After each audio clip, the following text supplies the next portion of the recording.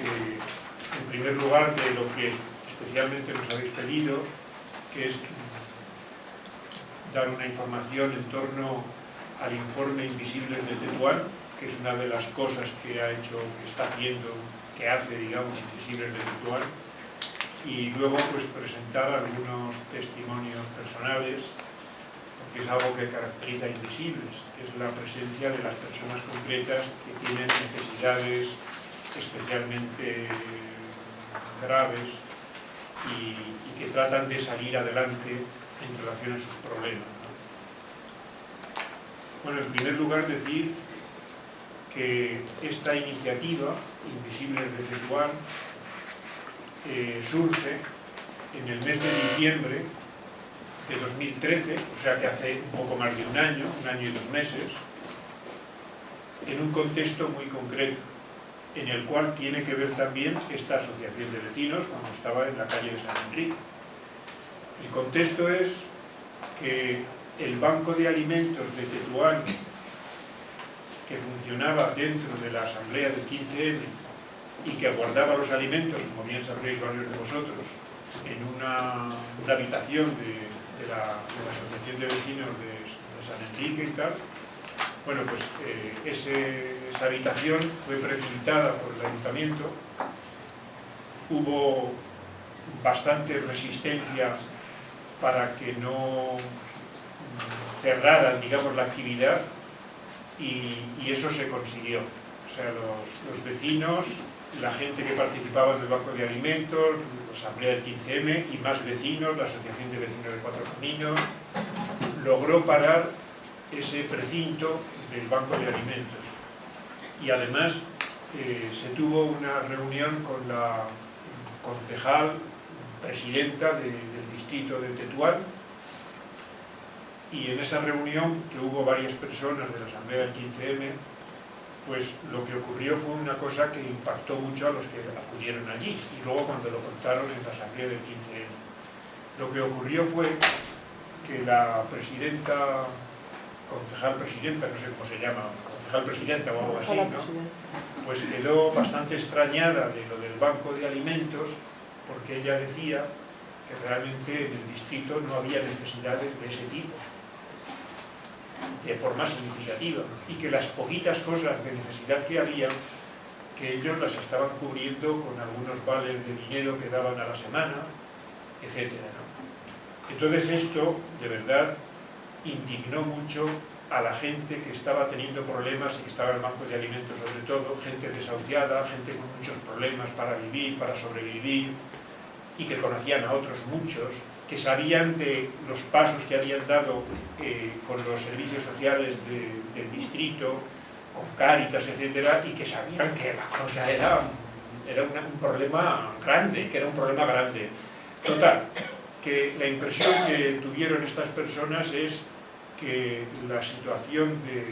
su situación pues que era invisible, que parecía que no se veía. Y entonces digamos, surgió como la iniciativa dentro de la asamblea del 15M de hacer una campaña para visibilizar el problema de la pobreza, de la exclusión, de la gente que está en paro, familias donde no hay ingresos, etcétera, etcétera.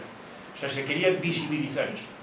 Y a la vez de visibilizarlo, pues se quería también echar una mano a la gente que se pudiera, que estuviera en esa situación. Esa era un poco la idea, ¿no? Entonces, con esa idea surgió una comisión, que es la de Invisibles de Tetuán, que se reúne todos los jueves por la tarde a las 7, de 7 a 9, y en la cual pues se desarrollan estas cosas que he dicho. Por un lado, el tema de la visibilización de la pobreza y de la precariedad se está haciendo por varias vías. Las principales han sido 2.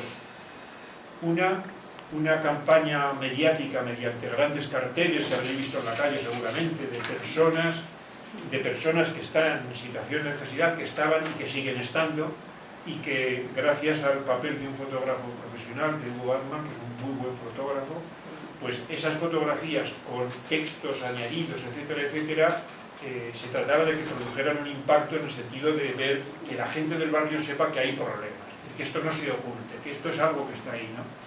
Entonces, bueno, esto funcionó bastante bien, hasta el punto de que acudieron a Invisibles de Tetuán varios periódicos, hasta el periódico The Guardian de Londres hizo una reseña amplia de la experiencia, pero bueno, muchos periódicos, televisiones, etcétera, etcétera. Nos han pedido informar de Invisibles de Tetuán en distintos espacios, porque interesó el tema, ¿no? Gracias a esa visibilidad que queríamos darle, ¿no? Por otro lado, se llevó a cabo también, o se está llevando a cabo algo así como una encuesta a personas en situación de mayor necesidad, pero que no es la típica encuesta de preguntas y respuestas, sino una especie de cuestionario muy abierto, con 2 o 3 preguntas básicas, que lo llamamos hojas de hechos, en las cuales pues lo que le pedimos a la persona es que nos cuente su problema y que nos cuente, sobre todo en un segundo momento, qué derechos considera que no tiene, qué derechos tendría que tener y no tiene. Entonces, con eso estamos haciendo como una especie de archivo de personas concretas que están en esta situación, que luego resumimos, etcétera, y que nos dan pistas para abordar los problemas, porque claro, se van juntando múltiples experiencias, pero muy directas, de testimonios directos que suelen ser siempre complejos, no son simples, son complejos, y ahí están, y están disponibles para todos y tal. Y la otra vía era una página web que se llama Invisibles de Tetuán, que en Google, si entráis, lo primero que aparece es la página esta, Invisibles de Tetuán, que contiene múltiples informaciones, etcétera, etcétera, de todas estas cosas. Bueno, por otro lado, se llevó a cabo ya en los primeros meses del año pasado, del año 2014, en febrero creo que salió, o sea, al cabo de 2 meses después de todo esto del ayuntamiento y tal, un informe que lo hemos llamado Invisibles de Tetuán, aproximación a partir de varias fuentes, donde lo que tratamos fue de poner números y poner conceptos a ese problema de exclusión que hay en el barrio. Eso es lo que quisimos hacer. Y eso lo hemos hecho sistematizando la información disponible, todo tipo de información. Bueno, ese es el puntito en el que ahora me voy a entretener un poco y que es lo que tenéis delante en estas hojas. Yo no me voy a extender, voy a ser muy breve, porque como lo tenéis escrito, ¿para qué voy a daros la lata? Pero sí que me gustaría deciros un poco, digamos, el criterio que hemos tenido al hacer esto, para que sepáis un poco la metodología que hemos utilizado, o sea, cómo justificamos nosotros lo que aquí decimos, y luego los resultados más globales de lo que sale en este informe, digamos, de Tetuán. Bueno, a ver, ¿cómo lo hemos hecho? Cuando quisimos poner nombre y número a los problemas de este distrito, nos encontramos con una gran dificultad. La dificultad era que la información que existe en nuestro país sobre la problemática de la pobreza, de la exclusión, del hambre, del paro, de la gente que no cobra estando en paro, de los hogares que no tienen ingresos, etcétera, etcétera, etcétera, un montón de indicadores que sí que existen a nivel del Estado español, sin embargo, no descienden, esos datos no descienden al nivel de distritos y menos de barrios. Sabéis que en este distrito hay 6 barrios. Nos habría encantado poder perfilar la situación de cada barrio. Bueno, entonces, como no descienden, esos datos, claro, no puedes hablar de ellos porque a nivel de este barrio no tenemos datos de pobreza severa, de pobreza extrema. Entonces, ¿qué pasa? ¿Que no puedes decir nada? Bueno, pues entonces nos pareció que no tenía por qué ser así. Nos pareció que había una posibilidad de hacer estimaciones. No son datos 100% seguros, pero sí son estimaciones que tienen una probabilidad de acierto notable. ¿Por qué? Por lo siguiente. Vamos a ver. Primero, hay datos que sí que tenemos información del distrito. Por ejemplo, todos los que proporciona la Junta Municipal a propósito de los datos del paro registrado. Y en relación con eso muchos otros datos. Datos de población, datos por ejemplo, de prestaciones como puede ser la renta mínima de inserción, de eso tenemos datos del distrito, y de otras muchas cosas, ¿no? Pero de otras muchísimas no, porque se quedan en el nivel Comunidad de Madrid o Ciudad de Madrid. Bueno, pues para poder hacer estimaciones de esas cosas que no teníamos, nos pareció que era coherente y que se puede perfectamente justificar desde un punto de vista metodológico científico, si tenemos en cuenta que el distrito tiene unas características medias de la Ciudad de Madrid. O sea, para eso pues hay que saber que se trata de un distrito que tiene una renta por persona media de la Ciudad de Madrid. Está un pelín por encima de la media de Madrid. Hay bastantes distritos que tienen más renta per cápita y otra mitad que tienen menos renta per cápita. O sea, estamos como en el medio, ¿no? Y luego hay varios estudios. Se hizo un estudio comparativo de los 21 distritos de Madrid, que está aquí completo en el link. Tenéis toda la información, la tenéis con links y podéis acceder a ella en internet. Aquí, claro, en papel no, pero en internet podéis entrar en todos ellos y al final aparece un montón de esto. Bueno, entonces, hay un estudio sobre los distritos de Madrid y se ve que este barrio se caracteriza en casi todos los aspectos por estar en una posición intermedia. Es decir, que la media de Madrid responde muy bien a la media de este barrio, o al revés, la media de este barrio responde muy bien a la media de Madrid. Incluso los estudios que ahora hay en curso para hacer el plan de ordenación urbana también concluyen lo mismo, que este distrito tiene unas características intermedias. Con lo cual, podemos hacer una estimación de, por ejemplo, qué grado de pobreza o de riesgo de pobreza hay en este distrito, aplicando la proporción de tasa de riesgo de pobreza de la Comunidad de Madrid o de la Ciudad de Madrid, siempre bajando al nivel más bajo que haya. Entonces, cogiendo ese porcentaje, lo aplicamos a nuestro distrito y podemos perfectamente hacer una estimación muy aproximada de qué riesgo de pobreza hay en el distrito. ¿Lo comprendéis esto? Bueno, pues si lo comprendéis, lo dejamos ahí. Yo sé, yo soy sociólogo y sé que esto no deja de ser un poco habitual. Lo que es más habitual es las muestras de población en las encuestas, que de una muestra de 1000 te sirve para saber lo que hay en 5 millones o en 47 millones, como son todas las encuestas de sondeos. Y no se suele hacer al revés. Pero claro, hablando de grandes números, como es este caso, o sea, un distrito con 150 y tantas mil personas.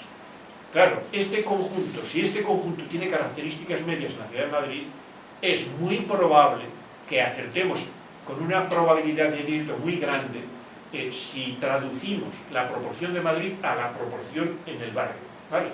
Bueno, no me extiendo más, pero eso justifica muchas de las valoraciones que a continuación voy a dar.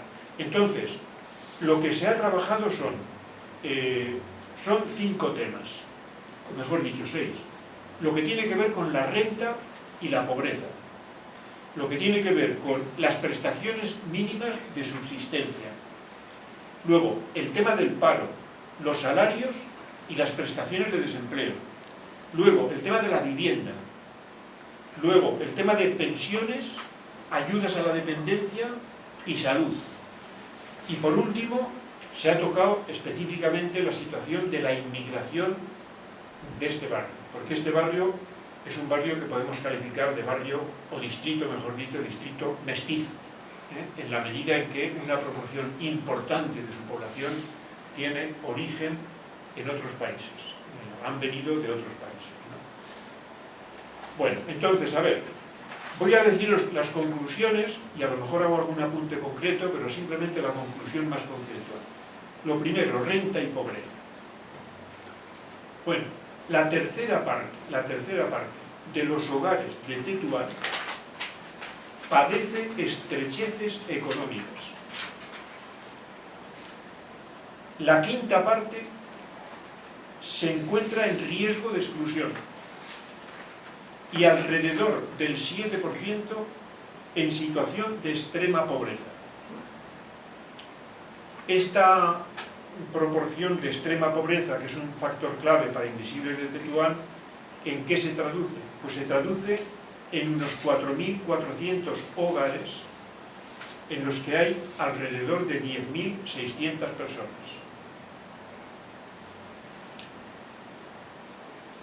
Por ejemplo, este 7%, que puede ser el dato más llamativo, y además lo hemos aumentado un poco en relación al informe anterior, porque este informe se hizo en mayo del año pasado, y se ha actualizado en enero de este año, es decir, está recién actualizado.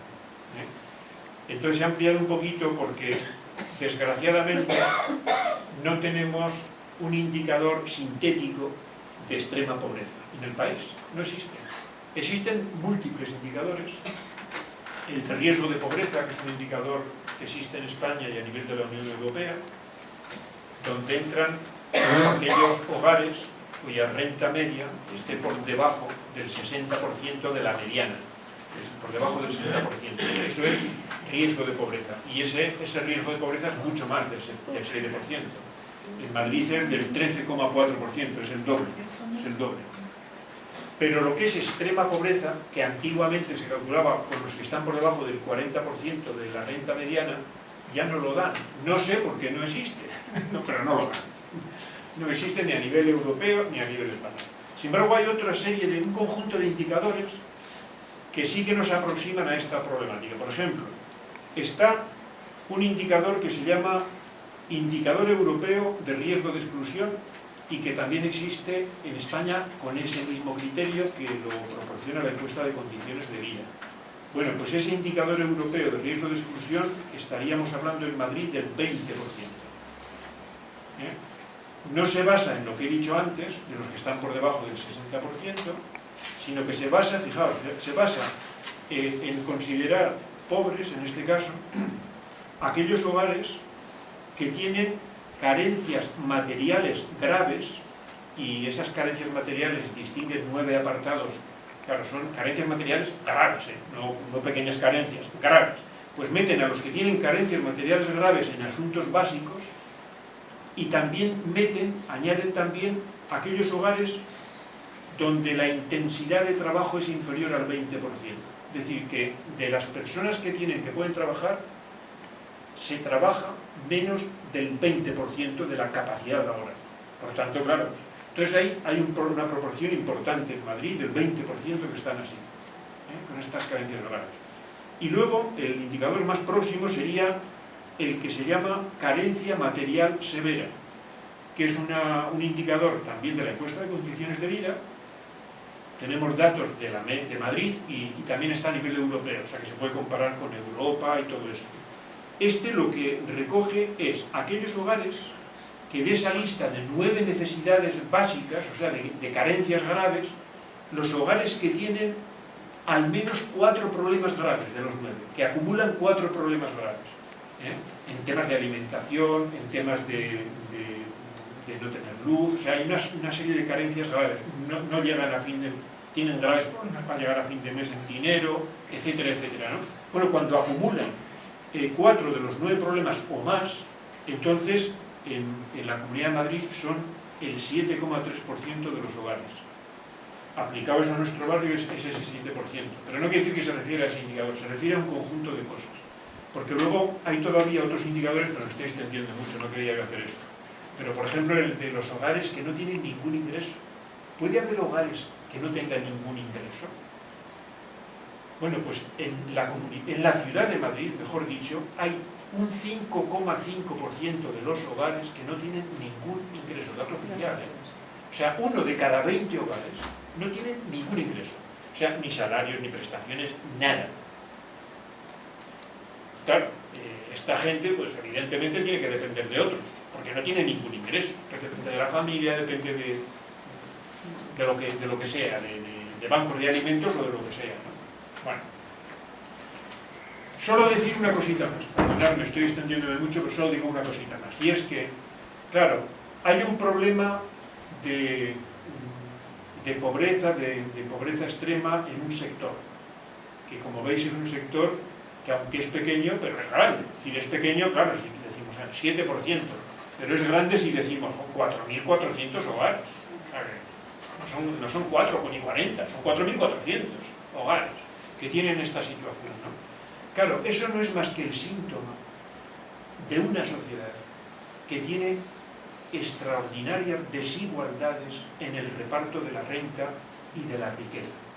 Y entonces ahí, en la paginita esa de renta y pobreza, veréis que al final hay una cosa que dice gran desigualdad social.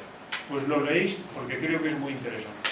Se basa en una encuesta que se llama encuesta financiera de las familias, que es una encuesta que ha aplicado el Banco de España en la sociedad española y en la cual se conoce con muchísima precisión. Es una encuesta hecha magníficamente por el Banco de España en 3 años, hasta ahora la han hecho solo 3 años. Tendrían que haber sacado la del 2011, la tendrían que haber sacado en el 2013 y no la sacan. No sabemos qué es lo que está pasando, pero vamos, han sacado ya del 2002, del 2005 y del 2008, ¿vale?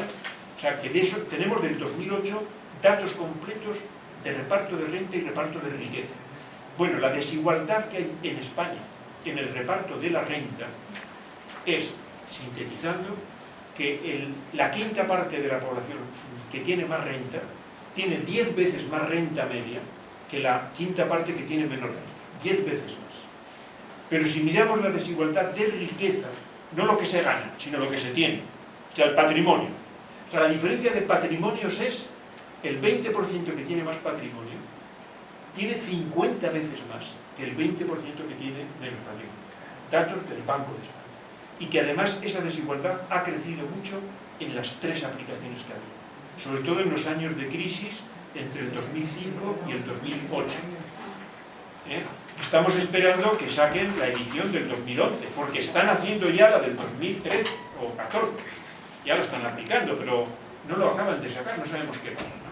Bueno, vamos a ver, voy a ser mucho más rápido. El tema de paros, salarios y prestaciones de desempleo.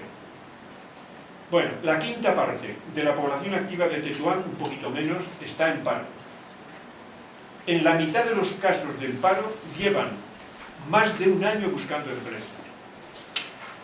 Y más de la mitad no percibe prestaciones económicas de ningún tipo. El sector más afectado es la juventud, con una tasa de paro del 49%. Y además de los jóvenes que trabajan, la mayoría lo hace con contratos eventuales. Bueno, esta información se puede ver desagregada en muchos indicadores. Podéis verlo, hay indicadores que son estimaciones y otros muchos, en este caso, son datos objetivos del distrito y de sus barrios. En este caso tenemos datos de los barrios, del paro, etcétera, etcétera.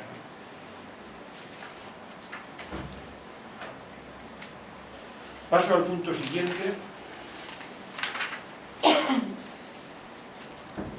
En realidad me adelanta uno, pero es igual. El tema de las prestaciones mínimas de subsistencia. Este es un tema clave para Invisibles. ¿Por qué? Porque, claro, lo que nosotros después de todo tratamos es de que la gente que está en situación de gran necesidad, por el motivo que sea, necesidad de alimentación, de vivienda, de trabajo, etcétera, etcétera, ver a los casos más graves, a los que están sin recursos, etcétera, etcétera, qué hay en la sociedad que les permita salir adelante. ¿Qué cosas hay que les permitan salir adelante? Esas son las prestaciones mínimas de subsistencia. Entonces, para arreglar esos problemas, la sociedad establece algunos mecanismos. En el sector público son 2 los mecanismos, básicamente. La renta mínima de inserción, para los que no les llegan las prestaciones ordinarias de desempleo, etcétera, etcétera, o la RAI y otras prestaciones que hay más generales, pero para los que están más excluidos son la renta mínima de inserción y luego las ayudas que proporcionan los servicios sociales. Junto a estas 2 ayudas públicas existen ayudas privadas, como las que proporciona Cáritas, las proporcionan bancos de alimentos particulares como el nuestro, etcétera, etcétera, etcétera. Bueno, a ver, el balance de este tema sería el siguiente. La renta mínima de inserción solo llega a la 8ª parte de quienes se encuentran en situación de extrema pobreza de este barrio, a la 8ª parte. 3 de cada 4 solicitudes, es decir, de ese 8%, la mitad lo solicita. O sea, no es que no lo soliciten, la mitad lo solicita, es decir, el 4% lo solicita, pero solo la 4ª parte de esos, es decir, el 1 de esos 8, 1 lo recibe. Y además los que lo reciben con un una dilación de más de un año. Es decir, que desde que lo solicitan hasta que lo reciben, de media pasan más de un año. Ahora creo que están año y medio, exactamente. Aquí ponemos un año, pero el día nos corrigieron de que estaba en torno a año y medio ahora mismo. Bueno. Está luego el tema de las ayudas que prestan los servicios sociales. Claro, los servicios sociales prestan ayudas de varios tipos. Quizás la más importante no sea la económica. Igual la más importante es la informativa. Es decir, que den información de qué pueden hacer, en fin. Esa es una prestación y sabemos a cuántas personas se brinda ese tipo de ayuda de servicio de información, que en el distrito llega a 8.311 en el año 2013. Ese número de 8.000 y pico vecinos atendidos por los servicios sociales se incrementó, o sea, era 29% más que el año anterior, lo que indica que hay un crecimiento de la necesidad de servicios sociales básicos. Bueno, estas personas recibieron ayudas distintas del RMI, ayudas pues para diversas cosas, de ayudas periódicas, recibieron 1.000 y pico personas, recibieron ayudas económicas, esos vales que decía la teniente de alcalde del distrito. 1.000 y pico personas habían recibido alguna ayuda, que ascendían a un poquito más de medio millón de euros, 561.000 euros, el año 2013. Esto correspondía a 490 euros por persona, de servicios sociales, que recibieran ayuda. Esta cantidad, medio millón aproximadamente de euros, era 5 veces menor que lo que recibe el